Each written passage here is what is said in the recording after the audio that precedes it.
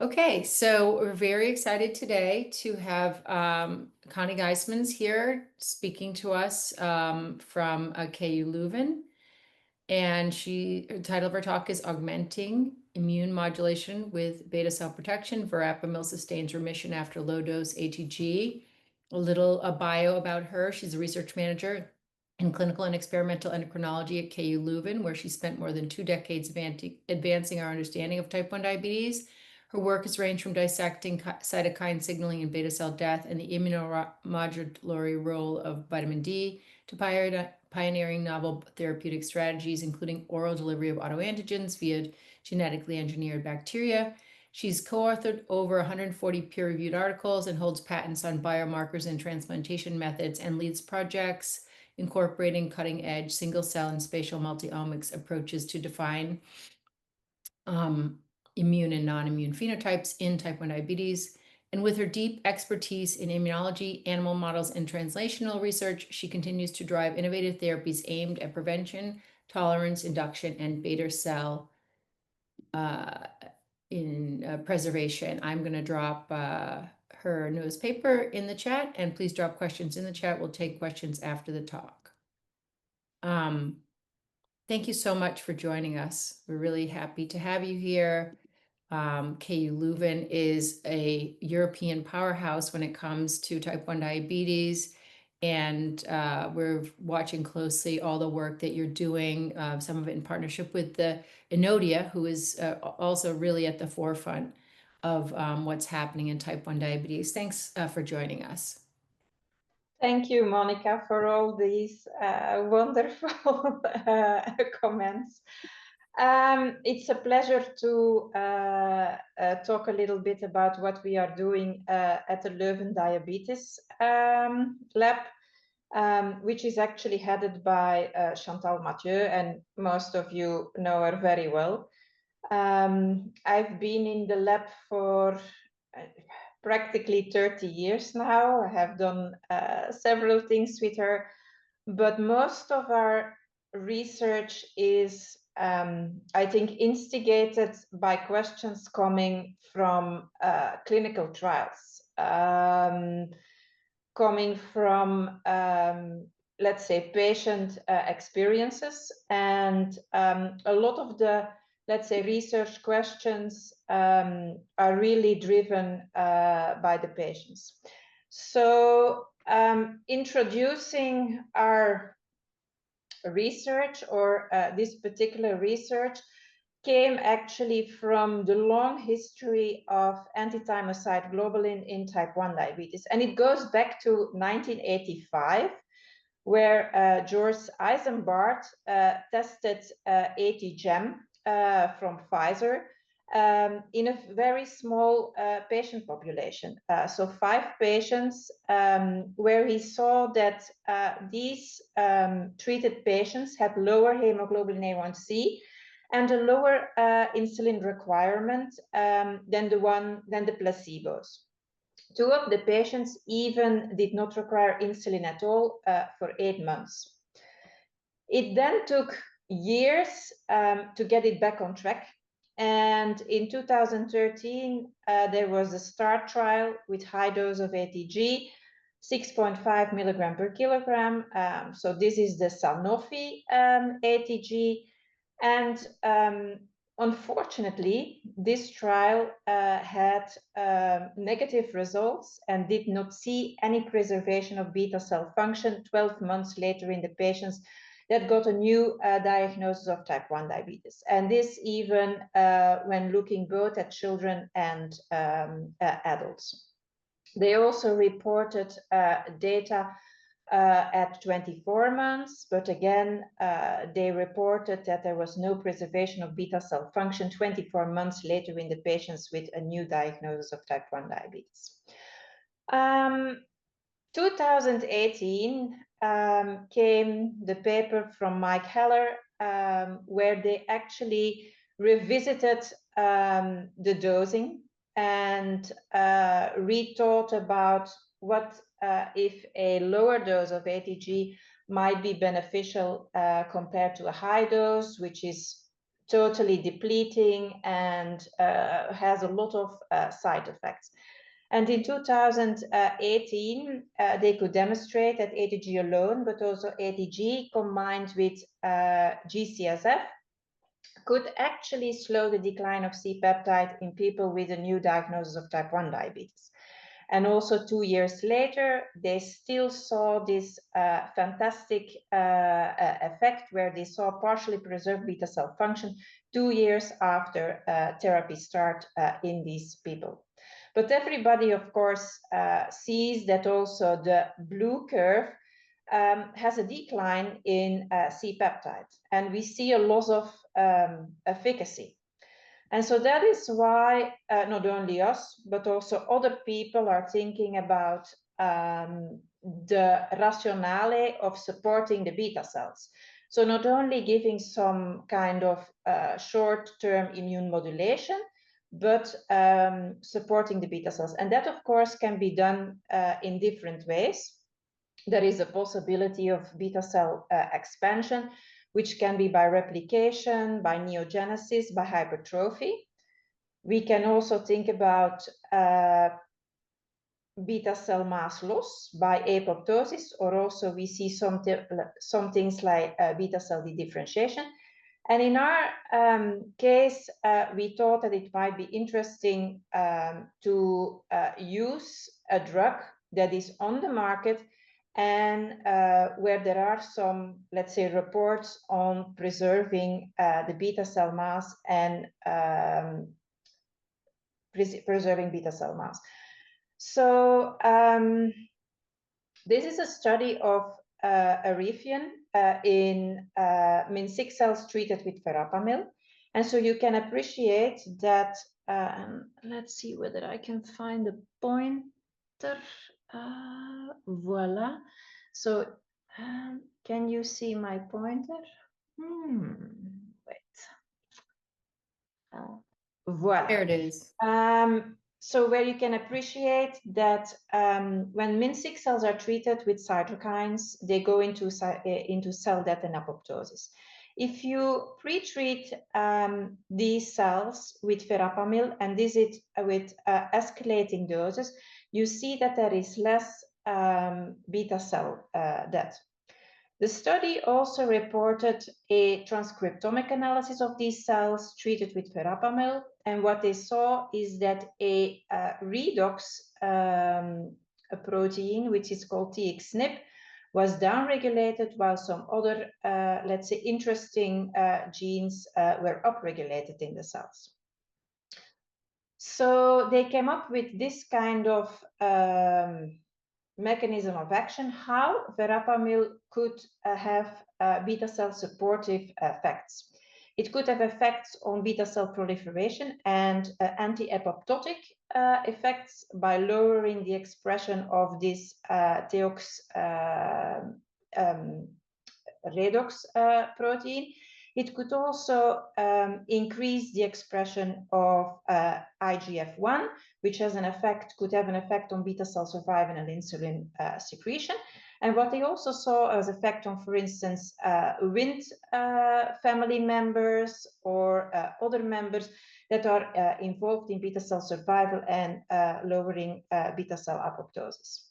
So thinking about these interesting effects, we and also others were thinking, what is verapamil doing alone in patients with type 1 diabetes? And so in 2018, Annette Chaleff published this paper where verapamil was given to patients with a new diagnosis of type 1 diabetes.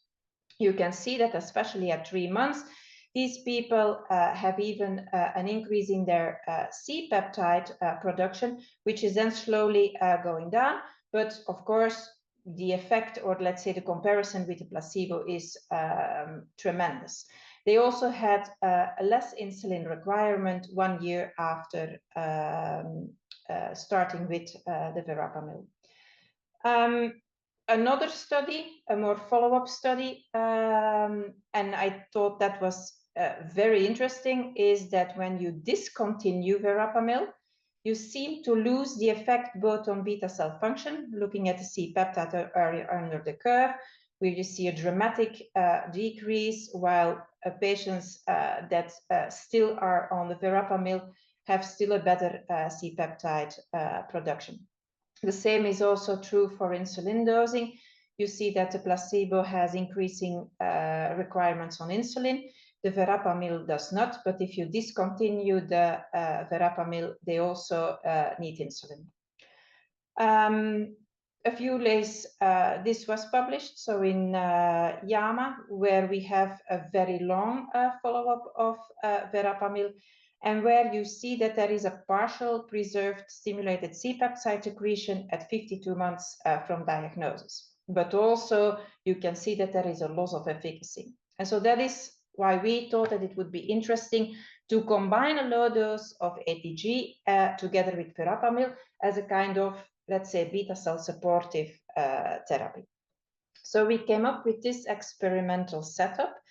We used recent onset diabetic NOD mice with blood glucose levels above 200 milligram per deciliter. We started treating these mice day 0 with a mouse ATG, and we generated these ourselves together with a company or a spin-off from KU Leuven, which is called Pharmaps.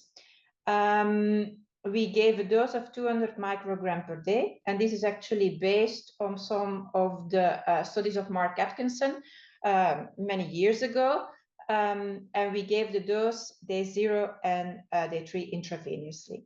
And then we gave verapamil in the drinking water, and this was given continuously from day 0 until day 56. Intermediate blood draws were done. And day 14, we did some mechanistic studies where we sacrificed the mice for immunophenotyping on the pancreas, on the pancreatic draining lymph nodes, and on blood. So at day 56, we looked at diabetes remission. So these are the results. So if you leave the mice untreated, they remain, of course, diabetic throughout the follow-up. If you give verapamil continuously during the follow-up, they have a short, let's say, diabetes remission, and then it stays stable for around 20%. The low-dose ATG is actually interesting. So remember that we gave that day 0 and day 3. So we have an initial diabetes remission going to, let's say, around 40%, but then it goes up again, and we end up with 17% of mice with a permanent disease remission. The interesting results are, of course, the combination therapy, where we give the short course of low-dose ATG together with verapamil. So we see that combining these agents leads to a kind of sustained diabetes remission, and we end up around 43%. We also split up the mice by starting blood glucose levels, so below 350 milligram per deciliter, and also looking at age at disease onset, so below or above 16 weeks. You can appreciate that the combination therapy is most effective in the below 350, but age doesn't seem to have an effect on diabetes remission. What if you have a starting blood glucose level of above 350 milligram per deciliter? You see that the therapy is much less efficacious. And again, looking at age, we do not see an effect of below or above 16 weeks, but the therapy is especially, let's say, efficacious in mice that have a mild hyperglycemia. And this can be seen from this curve, where you see that if we do a stratification from above 200 to below 300, that all the mice at the combination therapy actually are responsive to the therapy and go into disease remission. If you have more severe diabetes, and you can appreciate that mice that have a blood glucose levels above 500, that none of the mice are responsive to any of the mono or combination therapy. We then, of course, wanted to know how this combination therapy works, and we first did some, let's say, analysis, immunophenotyping on blood. And this was done at baseline, day 3, when we stop actually the mouse ATG therapy, and at day 14. Remember the day when we actually lost the effect of the ATG on disease remission. You can appreciate that, and this is very concordant with data from ATG or low-dose ATG in human patients, that we have a transient lymphodepletion by the low-dose ATG. So you have a drop in white blood cells and in lymphocytes, and this is attributed really to the ATG in the mono and in the combination therapy, but this is transient, and by day 14 we are back to baseline levels. We also see a drop in monocytes, but not in granulocytes. We then, of course, wanted to know which kind of lymphocytes are affected by the low-dose ATG, and also this is very much concordant to what can be seen with low-dose ATG in the patients. So what we saw is that we see an initial increase in CD4, then followed by a drop in CD4 at day 14. We also see that the CD8s go down, but at day 14 they most remain stable. And this, of course, leads in a transient increase in the CD4-CD8 ratio by the low-dose ATG. What we also observed is that, and this is again attributed to the ATG, is that we see a strong increase in cytokine release, for instance, interferon gamma, IL-2, and that is mostly outspoken in the combination therapy. Since these are activating cytokines, we wanted to know what the effect was on specific T-cell subsets. And we looked both in the CD4 and in the CD8 to the naive, the memory, and the effector phenotypes. What you can see is that and that especially at day 14, you see a drop in the naive and an increase in the effectors. Remember that we had at day 3 an increase in interferon and in IL-2, which could lead to a T-cell activation state by low-dose ATG. And we see that both in the CD4 and in the CD8. What we also observed is that apart from interferon and IL-2, we saw an increase in IL-10, and this was especially observed by the combination therapy. As IL-10 is a more, let's say, pro-tolerogenic cytokine, we also studied the frequencies of regulator T cells in the blood. While initially, and this is FOXP3 and then split up by CD25 positive and CD25 negative, while we initially see a drop in the regulator T cells, we eventually see that they recuperate by day 14. And this is true for both the CD25 and the CD25 negative. Now, the interesting thing, of course, on this study is that in contrast to patients, we, of course, can study also the pancreas and the pancreatic draining lymph nodes. And so we looked, of course, at the regulator T cells because we saw that we saw this increase in regulator T cells at day 14 in the blood. But we could also see this, and although not statistically significant, in the pancreas and very much so in the pancreatic draining lymph nodes, and especially in the combination therapy, but strongly driven by ATG.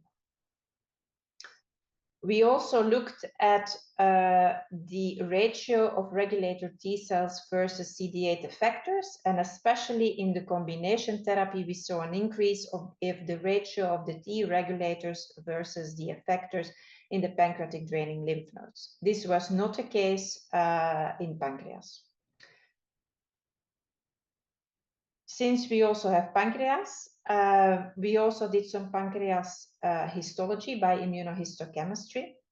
And remember that I told you that TXNP came out as one of the genes that was impacted by verapamil, both in the MIN6 treated by verapamil, but actually also this came out in the Shalev paper, where she treated human islets with verapamil and also find TXNP as a strong gene impacted by the therapy.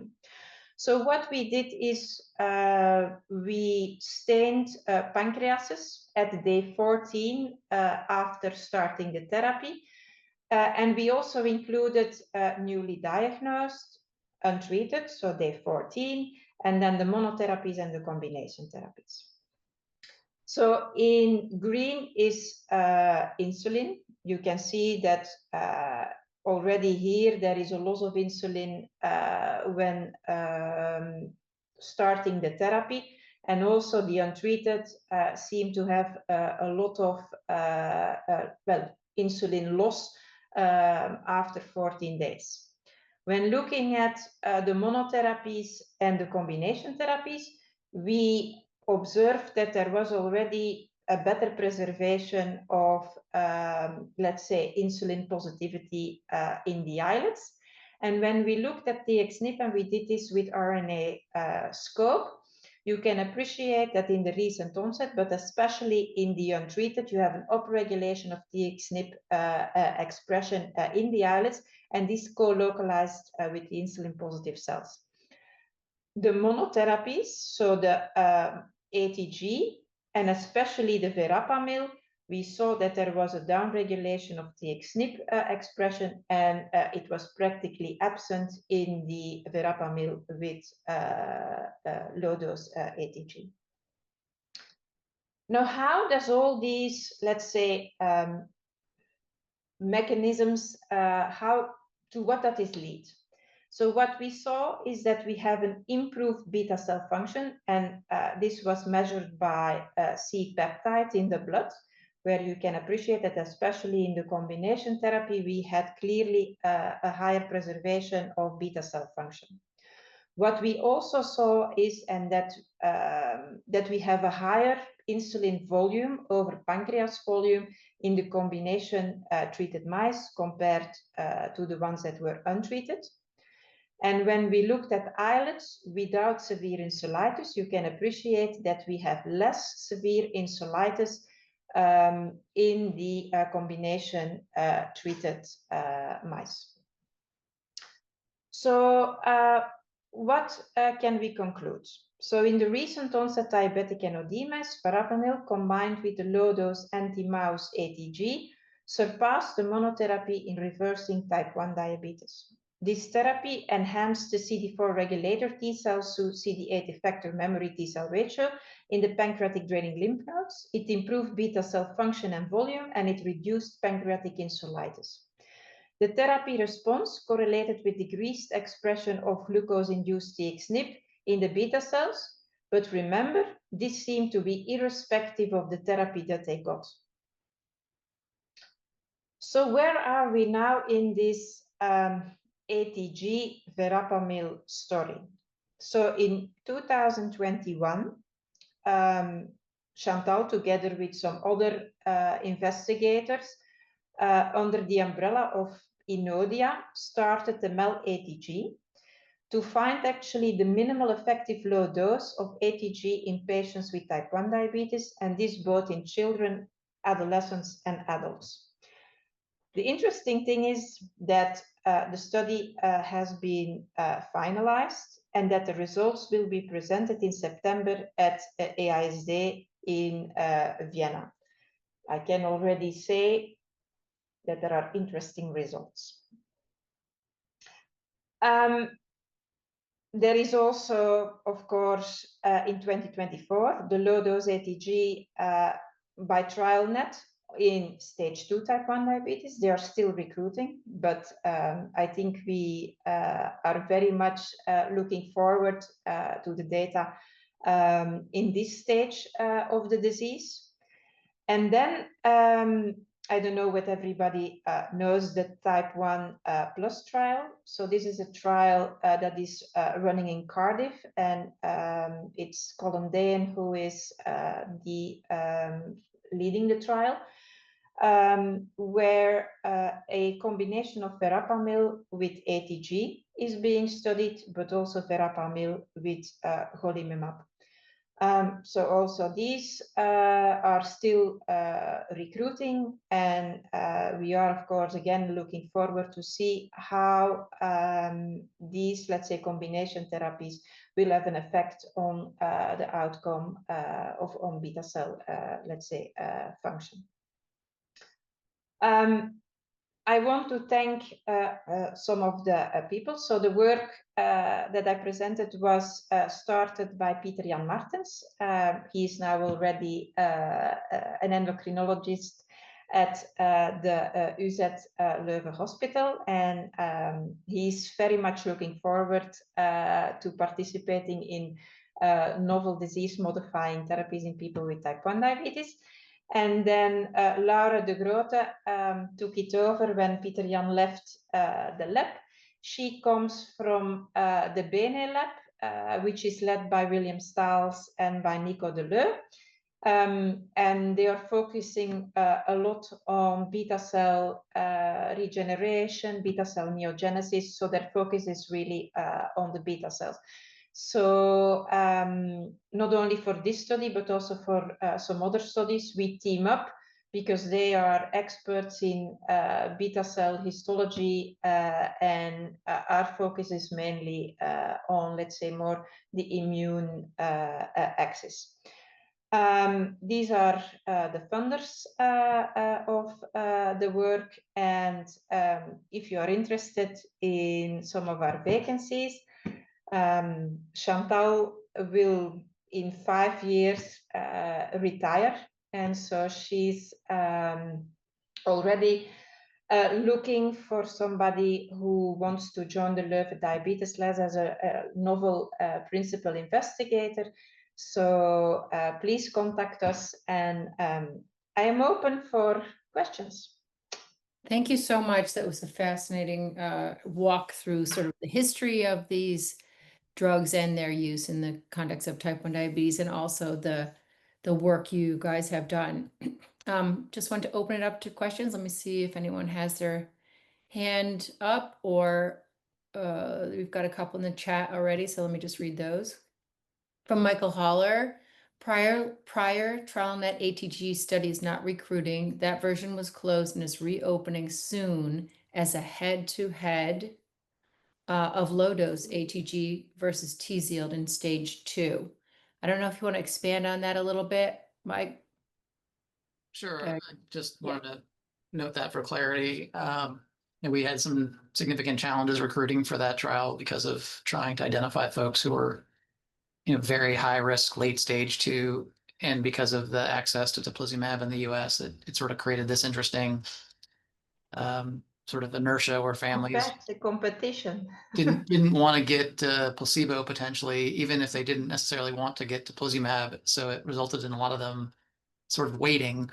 Fortunately, TrialNet listened to patient and family guidance, and so the next trial will be everybody gets an active therapy. So that's coming soon. Great, thank you for that. Very important and good PSA. I think Alberto also has something similar. Yes, Alberto also wanted to promote his new trial starting this fall in the US, Yeah. ATG and verapamil and ATG adalimumab, supported by the Wanek Family Project at City Hope, and there's a link in the chat. Alberto, would you like to say a little bit more? Sure. The link is for the clinicaltrials.gov description of the trial. And it's a trial that actually involves also Mike and Laura and possibly other people on the call. There are about 10, 11 clinical sites across the country. It will enroll 120 patients in 3 arms. The first arm is ATG followed by placebo. The other, it's low-dose ATG, same as in the myocallis trial from 2018. The other 2 arms will test either low-dose ATG followed by verapamil, or low-dose ATG followed by adalimumab. Patients are enrolled up to 6 months from diagnosis, and they are between the ages of 9 and 21. And the primary endpoint is at 2 years. So we will be actually treating people for a total of 3 years to further obtain robust follow-up data over current treatment, but the primary outcome is at 2 years. We're trying to push a demonstration of efficacy a little bit longer, which hopefully helps with the translation of this type of approaches into a therapy. So it's, I think, very much along the lines, although of what you presented, the trial that involves similar drug combinations in Europe. I think the way that the trial design is a little bit different. The way that the therapy are given is a little bit different. But at the end of the day, I think if we have 2 trials, one in the US and in Europe, showing benefit, that's a win for everybody. So I'll shut up. No, that's great. It was, that's So excellent. interesting, and yeah, we're looking forward really to see what it will give in the patients. Yeah, excellent. Also from Mike Keller, WAVE study in stage 3 T1D and TrialNet study in stage 2. So there's no overlap, just a little clarification there. From Alison Bayer, verapamil more effective in recent onset NOD because they get a higher dose, question mark. They drink more water, question mark. Yeah, so I don't know. All of our mice are, of course, recent onset diabetic. And you would think that mice with severe hyperglycemia would even drink more. But of course, there I think the effect is minimal in the sense that they have less beta cells. So I think it would be interesting to see whether what verapamil would do in mice in what we call a pre-stage, late stage type 1 diabetes, so before symptoms, whether it would still have additional benefits to low-dose ATG. But so they drink more, yes. So once they become diabetic, they drink more. Once they become normoglycemic, they, of course, drink less. Another little mechanistic question here from Laura Jacobson, University of Florida. Do you think the verapamil adds more immune or more beta cell benefit when it's added to ATG? From the data that we gathered, I think most of the immune effects that we saw are attributed to the low-dose ATG and not so much to the verapamil.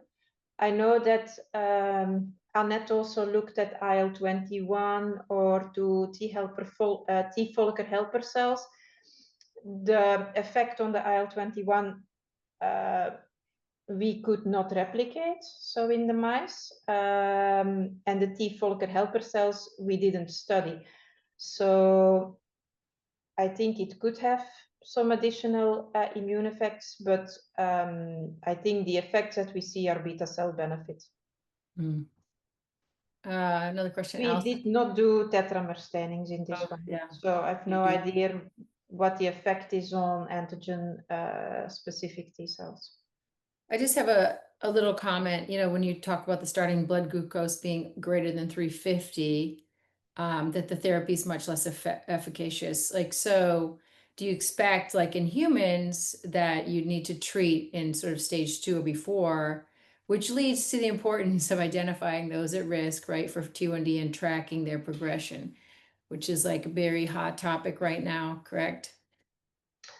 Yeah, very interesting questions. I have a couple of thoughts about that. When we did the stainings for TXNIP in our mice, we actually only saw strong TXNIP expression in mice that are hyperglycemic. If the verapamil works by lowering TXNIP and avoiding beta cell apoptosis, the question is still do you need hyperglycemia? Do the mice, do you need high glucose, Right. which you don't have in stage 2?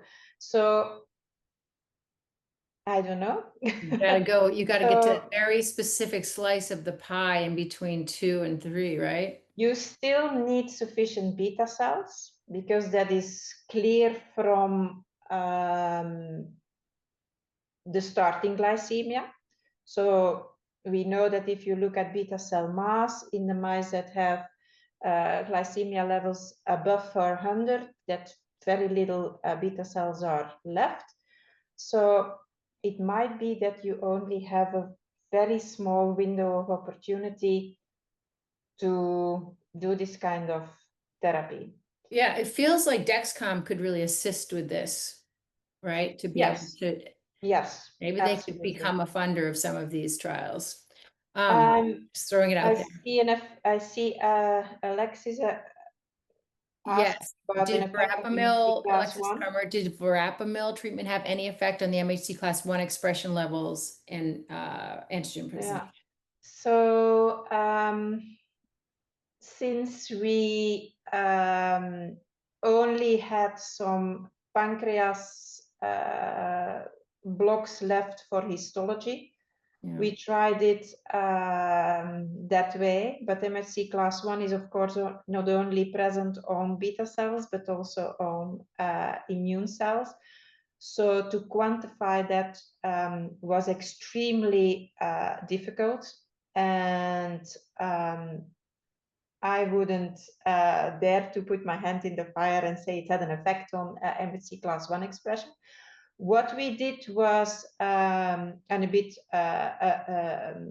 analogous to what Annette did with human islets treated with verapamil. So we treated an OD islet with already immune infiltration present together with verapamil, and there we saw an effect of MSC class 1 expression. But of course, this is an in vitro situation, very different from the in vivo situation. But yeah. So it could have an effect on having less antigen presentation and less influx of T cells. I guess I have another question. Like remission was durable in like nearly half the combo group, right? So was there any observation or follow-up beyond 56 days to assess any late? No, we didn't do that. And also the verapamil was given continuously, and that was a bit based on the human trial, where discontinuation of the verapamil, that they saw a loss of effect. So that's why we continued on giving verapamil, but I think it would still be interesting to see whether stopping it would indeed, whether we would lose the effect. Yeah, because if we want to frame sort of type 1 diabetes in humans as sort of a relapsing remitting disease, you want to think about this dosing regimen over the lifetime of a person. Like, could it be, you know, intermittent dosing or what it can be? So it's really, this is an exciting time in this corner of. But I think that it's of course an OD mice, so it's not a patient, but still they are very heterogeneous mice. Yeah. They have different onsets, very diverse severity of the disease. So it could be already pointing towards some interesting outcomes for the patients. I think so. And also that the fact that it's, you know, sparking some trial startups to really address this double or dual dosing, you know, or you know, or using combination of. verapamil with other with other immunotherapies. Yeah. Mhm. Okay, last call for questions. Everyone is at the edge of their seats, waiting for the EASD, which is coming up soon, September 15th to 19th, correct? Yes. So that will be exciting. We will be, Sugar Science will be covering it from afar, and we will be sharing some of the top takeaways, and we'll certainly be waiting to hear from Connie. And Yeah, and hopefully by then maybe the paper is also out and everybody can read it. you can read it in our We can review Yeah. every Friday dropping. Thank you again. And thanks to everyone at the KU Leuven. You guys are Thank doing just a you. phenomenal job there. Bye. Thank you. Bye-bye.